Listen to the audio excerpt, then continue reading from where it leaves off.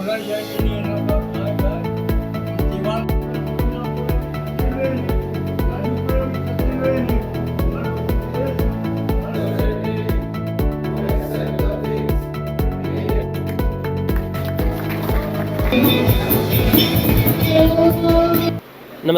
Arunachal today news channel में आप सभी दर्शकों को स्वागत है। मैं हूं नानमान जुगली, चांगलांग हेडक्वार्टर से।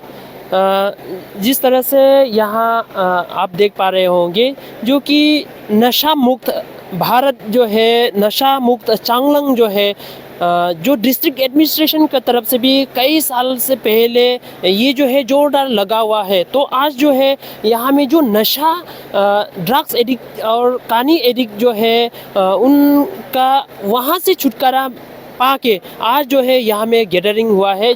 कई सारे रिहैब सेंटर से लोग जो आए हैं, जो कि चांगलांग डिस्ट्रिक्ट से है और तिरप से है, लोंगडिंग से है और कई दूसरा डिस्ट्रिक्ट से भी, पासीघाट की ओर से भी जो लोग जो है, जो जिन्होंने रिहैब सेंटर जो खोल रहे हैं या चला रहे हैं, वो लोग भी आके यहाँ में मंथन किया है, जो कि किस तरह से रिहैब सेंटर चलाना है और रिहैब सेंटर को ज़्यादा करवाना है या कम करवाना है। इस तरह कई सारे चर्चा हुआ है, जो कि आज यहाँ के चांगलांग डिस्ट्रिक्ट के सुपरिटेंडेंट ऑफ पुलिस जो भी आए थे और फॉर्मर मिनिस्टर PWD के जो टेंगयाम न्गेमू जी भी वे भी आके उनका तरफ से सुझाव दिया है और गांवबुरा और मेडिकल टीम जो है डिस्ट्रिक्ट हॉस्पिटल से भी आए हैं। तो यहाँ में चर्चा हुए हैं, तो हम थोड़ा सा जानकारी लेने के लिए कोशिश करेंगे और SP का क्या सुझाव है उसको भी दिखाने के लिए कोशिश करेंगे।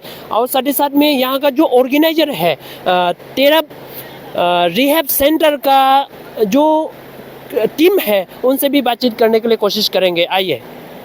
আপোনালোকে মানুহ জিন্দিগি সোসাইটি বচাই দিছে, কিন্তু আপোনাবিলাকৰ লাইফটো আপোনাবিলাক জিন্দিগিতে ঈশ্বৰে আপোনালোকে আশীৰ্বাদ দিব আৰু লম্বা জীৱন দিব আপোনালোকৰ কাৰণে। আপোনালোকে কি ক'লেতো টাউনত ল'ৰা ছোৱালী যিমান আছে সেইটো আপোনালোকে বচাই দিছে। আপোনালোকৰ যিহেতু থকা কাৰণে হয়তো ইমানটো ল'ৰা ছোৱালী বাচিবলগীয়া হৈছে। আমাৰ নিউ চাগান পৰা এতিয়া 22 জনটো পৰা টুটেল এৰিছে, এতিয়া মানুহ গোষ্ঠী নিচিনা আছে। ड्रग्स से अगेंस्ट लड़ रहे हैं। यहाँ हमारा सोशल वर्कर्स लोग हैं जो रिहैब सेंटर चला के हमारा जो सारा बर्बाद होने की का कगार में जो हमारा यूथ है उनको बचाने के लिए बहुत सारा लोग इन्वॉल्व है। उससे हमको बहुत उम्मीद मिलता है और बहुत ही अच्छा महसूस होता है कि हमारा साथ दे रहा है। और ये होप है कि इन लोगों का थ्रू ही हम ये जो ड्रग्स जैसा हमारा जो एक जनरेशन को ख़राब करने जा रहा है, इससे हम उभर के आएंगे। शायद ये एक फेज़ है, इससे हम निकल के आएंगे। आप लोग का थ्रू, आप लोग का मदद और आप लोग का कोशिश से हम लोग निकल के आएगा सोचता है। इसलिए मैं बहुत ही अप्रिशिएट करता हूँ पूरा चांगलांग पुलिस डिपार्टमेंट की तरफ से और अरुणाचल प्रदेश पुलिस से। लेकिन ये ड्रग्स ऐसा मामला है कि अभी हमको पता नहीं है कि कौन कैसा सेवन कर रहा है। हम सोचता है कि यही गलती हो जाता है कि हमसे ये हमारा घर तक, हमारा गांव तक पहुंचा नहीं है, वहाँ हमको क्या दुश्मनी मोड़ना है, इफेक्ट हो रहा है, हमको पता चलता है लेकिन बोलता नहीं। अमूमन हमारा गांव वाला, बस्ती वाला में यही होता है। तो बाहर का आदमी तब आना शुरू होता है हमारा गांव में, हमारा बस्ती में, हमारा घर में जब घुस जाता है, तब हम रियलाइज़ करते हैं कि अरे ये क्या हो गया, अभी हम इससे कैसे जूझें। तब जो कि हमारा पूरा सिस्टम में घुस गया होता है, तब हमारा इंटरवेंशन होता है पुलिस का थ्रू, रिहैब सेंटर का थ्रू, लेकिन वो काफ़ी लेट हो जाता है। जैसे कि पुलिस का रोल भी एक देख लीजिए कि जब ड्रग्स कोई खा रहा है, कोई पेडलिंग कर रहा है, तो उसमें हमारा रोल होता है तब, लेकिन तब तक वो आदमी को असर हो चुका होता है, ड्रग्स वो सेवन कर चुका होता है या जो उसका आदत में शामिल हो गया होता है। तो एक तरफ से सोचा जाए तो हमारा बहुत ही लेट इंटरवेंशन है। तो इसमें जो आप रिहैब सेंटर्स का बहुत ही इम्पोर्टेंट रोल है, मैं रिपीटेडली बोल रहा हूँ और बहुत ही सराहना करता हूँ कि आप बहुत अच्छा काम कर रहे हैं इसमें। लेकिन मेरा एक ये पॉइंट, ये फीलिंग रहता है कि, और मैं जब भी जाता हूँ उनसे डिस्कस भी करता हूँ आप लोगों से, कि प्रॉपर गाइडलाइंस अभी कैसा चल रहा है आपका जो रिहैब सेंटर से, किस गाइडलाइंस में ऐसा चीज़ ना हो, उसमें आप लोग को खास ध्यान देना ज़रूरी है कि कोई जोर जबरदस्ती वाला चीज़ हो, या कोई माइनर को आपने मतलब अपना सेंटर में बिना उनका फैमिली मेम्बर्स का या रिलेटिव्स का बिना कंसेंट का रख दिया हो, या किसी के साथ में जोर जबरदस्ती बांध कर रखा हो, या मार पिटाई गाली गलौज करके रखा हो।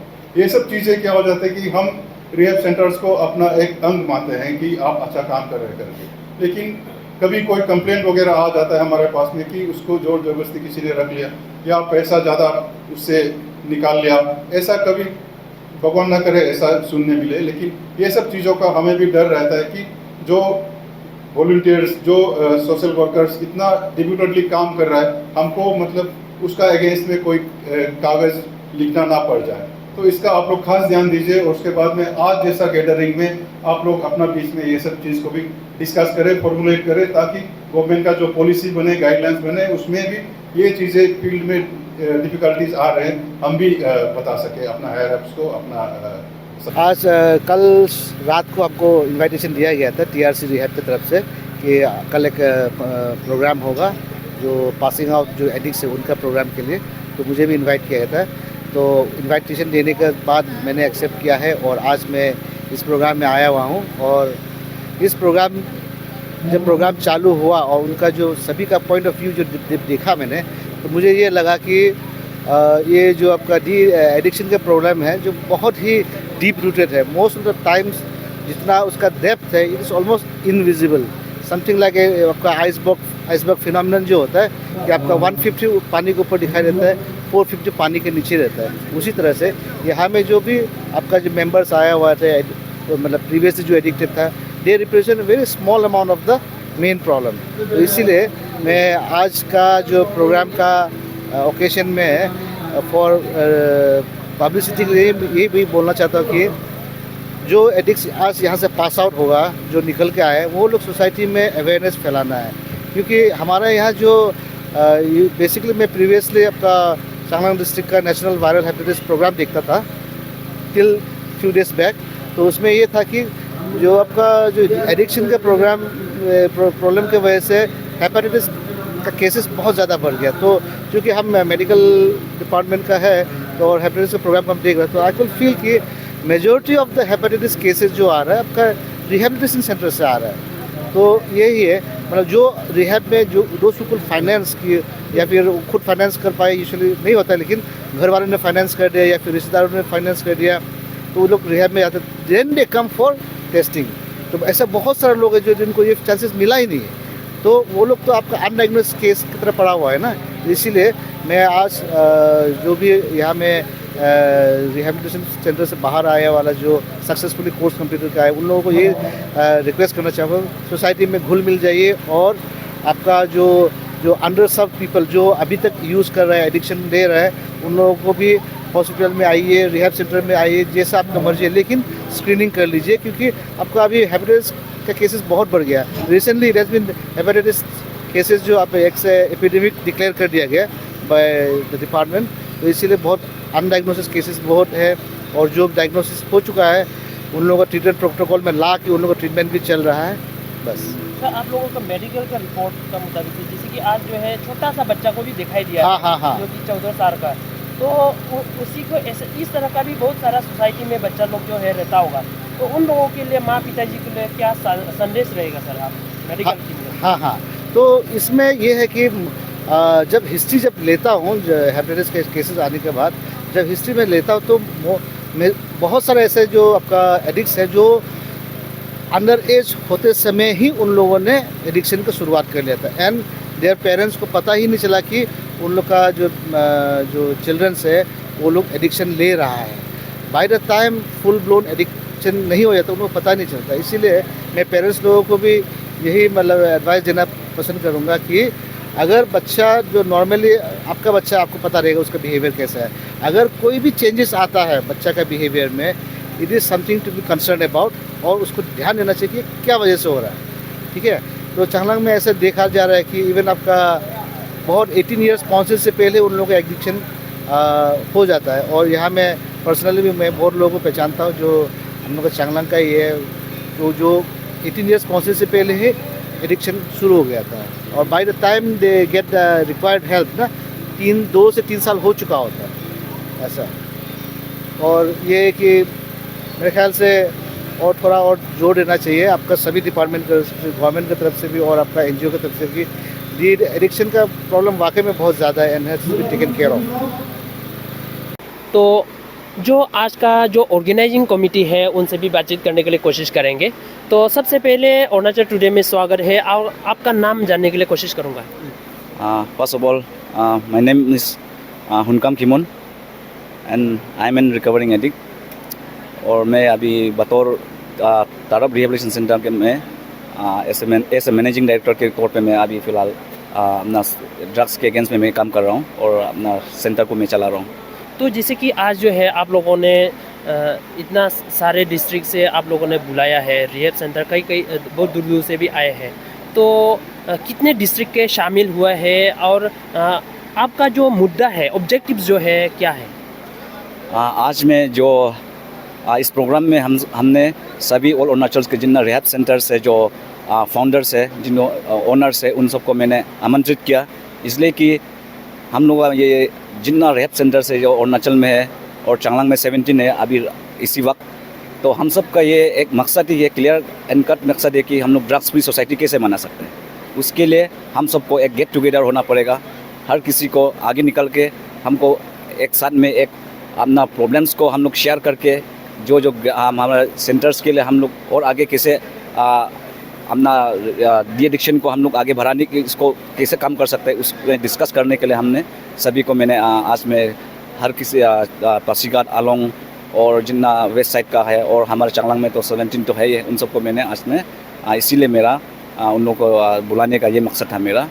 और मैं ही चाहता हूँ कि अगर ये सेंटर रिहैब सेंटर्स जो हम लोग ये इतना ज़्यादा क्यों है हमारा सोसाइटी में, इसलिए कि यहाँ हमारे इधर ड्रग एडिक्ट ज़्यादा है, इसलिए रिहैब सेंटर का ज़्यादा होना इसमें जाहिर सी बात है।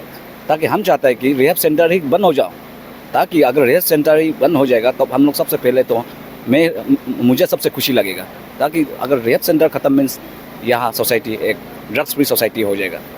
तो इसीलिए हम सब यहाँ में और फर्दर डिस्कशन करेंगे कि आगे हम लोग गवर्नमेंट के साथ कैसे तालमेल मिला के हम अपना काम को जारी रखेंगे, अपना सोसाइटी में, अपना डिस्ट्रिक्ट्स में, ताकि सब एंगल से हम सबको एक इस मुहिम में आगे काम करने के लिए सभी एंगल से हमको एक साथ चाहिए, सभी का योगदान चाहिए। सोसाइटी, सिविल सोसाइटीज़ हो, स्टूडेंट बॉडीज़ हो और गवर्नमेंट्स जो इन्फोर्समेंट हो, मजिस्ट्रेट हो, हम सबको मिलकर इस मुहिम को आगे चलाने के लिए, ताकि अपना सोसाइटी को क्लीन बनाने के लिए, तो हम ये चाहता है। तो जैसे कि आज जो है इतना छोटा सा ये 14 साल का जो एडिक्ट से छुटकारा मिला है, इस तरह का कई बच्चा लोग जो है आते हैं क्या, देखने को मिलता है क्या? ज़रूर। ये जो आज में जो आप लोगों ने देखा उसका मैंने आज केक कटवाया कि आज उनका एक राइट एग्जैक्ट आज ड्यूरेशन मिला के 1 year 365 days उसका पूरा हुआ। तो मैंने उन्हें सेलिब्रेशन के तौर पे एक केक कटवाया, और ताकि उसको मोटिवेट मिले कि मेरा पीछे मेरा एक बड़ा भाई लोग है जो मेरा जैसा ही एक रिकवरिंग एडिक्ट मेरा पीछे खड़ा हो रहा है बोल के। तो केक काटने का वो मकसद था। और यहाँ हमारे यहाँ मेरा सेंटर का बात बोलने से तो इसमें अंडर एज है, अभी बोला जाने से वो टीनेज लोग जो उनको स्कूल में होना चाहिए था, उनको अपना एजुकेशन में फोकस करना चाहिए था, वो आज सेंटर में आ रहा है। तो इस चीज़ को लेके अभी हम सबको कंसंट्रेशन हम ज़्यादातर अभी इसी में दे रहा है कि जो अभी टीनेजर्स है उसको कैसे अवेयर कराएगा, ताकि आगे उस दलदल में जाके जो अपना ज़िंदगी को बर्बाद ना करे। इसको पेरेंट्स को पता नहीं होता है, हमारी सोसाइटी में छुपा के रख देता है कि किसी को पता ना चले। तो इस चीज़ को हमें अभी उसको पेरेंट्स को थोड़ा इस चीज़ में भी नॉलेज होना पड़ेगा कि मेरा बच्चा क्या कर रहा है, नहीं कर रहा है, स्कूल जा पा रहा है कि नहीं। तो जाके उसका कुछ सोल्यूशन ला पाएगा, या तो किसी से बात कर पाएगा कि हमारे बच्चे को क्या करने से होगा, उसका रास्ता क्या है, उसका सोल्यूशन है। बिल्कुल। तो जाते जाते जो सरकार का तरफ से SOP दिया जाता है, और ये SOP सरकार का तरफ से इसलिए कई सारे ऐसा भी पिछला जो बीते हुए काल में अगर देखा जाएगा तो कई सारे रिहेब सेंटर में मारपीट होता है, इस तरह से भी होता है, उसलिए शायद SOP दिया जाता होगा। या SOP को लेके आपका क्या कहना होगा? ये अभी फ़िलहाल जो सरकार ने जो SOP जो रिहैब सेंटर्स वालों को जो लागू जो नए किए हैं, उसको मैं मानता हूँ कि जो प्रोफेशनल जो साइकेट्रिस्ट हो जाता है और उसका प्रोफेशनल जो डॉक्टर्स होता है उसमें से उन लोग का जो वैसे तो उनका होना जरूरी है इंसान के लिए, क्योंकि वो क्या बीमार है उसको जानकारी किसी को तो होगी नहीं, उसका प्रोफेशनल्स होने के कारण उसी को पता होगा। मगर उस साइकेट्रिस्ट का जो एडिक्शन जो उसको उससे काउंसलिंग देने के लिए उसके लिए वो काफ़ी नहीं है मेरा हिसाब से। क्योंकि जो मैं खुद भी मैंने डिब्रूगढ़ में कोशिश किया, जो बड़े बड़े साइकेट्रिस्ट होते हैं प्रोफेशनल्स होते हैं कि डी एडिक्शन से मुझे कैसे निकलना है, मैंने कोशिश किया। और अपना इधर गवर्नमेंट एफिलेटेड है जहाँ बोडमसा का, उधर में भी मैंने 45 डेज बीत कर आया, मगर उससे मेरा हो नहीं पाया। कारण था कि वहाँ प्रॉपर काउंसलिंग नहीं है, क्योंकि उन लोगों को कि वो खुद एडिक्शन में नहीं रहा तो उन्होंने जस्ट वो किताबी नॉलेज हो सकता है उनके पास, जो अपना जो एक्सपीरियंस जो है वही लोग बता सकता है कि वो उसका बीमार जो पहले वो रिकवरिंग एडिक्ट हो। और वैसे करके ही मैं भी अपना खुद भी मैं ALF में मैं एबंडेंट लाइफ का जो जरामपुर में मैंने खुद 6 मंथ्स का मैंने कोर्स लिया रिहैब सेंटर में, मैं अपना एडिक्शन को लेके। तो जहाँ वहाँ मुझे एक प्रॉपर काउंसलिंग मिला सबसे पहले बात। और जो मुझे जो मैं जो कमियां महसूस करता हूँ वो उस चीज़ को वो मेरा उसको समझ पाता है वो लोग, जो कि वो रिकवरिंग एडिक्ट है, वो एक एक्सपीरियंस आदमी है कि वो अपना ज़िंदगी में उस दलदल से वो गुजर के आ चुका है। तो ऐसे करके एक दूसरे को हम लोग वो चीज़ से काउंसलिंग से हम लोगों का हम लोग उस निकल पाता है वो बीमारी से। तो मैं यही कहूँगा कि जो SOP को कि गवर्नमेंट को हम लोग तालमेल मिलाने के लिए हम लोग ऑलरेडी हम लोग हमेशा उसका साथ देने के लिए हम लोग कोशिश करते हैं कि, मगर जो कुछ जो SOPs में है कि वो हाईली क्वालिफाइड उसको रख कर भी मेरे हिसाब से उन लोगों से वो हो नहीं पाएगा।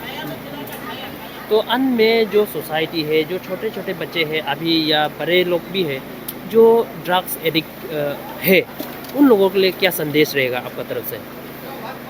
जो अभी फ़िलहाल जो सफ़रिंग जो हमारे सोसाइटी में हमारा भाई ही है, हमारा दोस्त ही है, शायद किसी का ही अच्छा बेटा था वो पहले, वो मगर वो बिगड़ क्यों गया? क्योंकि उसको एडिक्शन ही है उसका प्रॉब्लम। वो उसे कोई क्रिमिनल नहीं है। एक सबसे पहले बात तो एक ड्रग एडिक्ट होना, वो बीमारी के कारण उसको उसका पेन के कारण वो गलत काम करने पर वो मजबूर हो जाता है उसके नशे के कारण।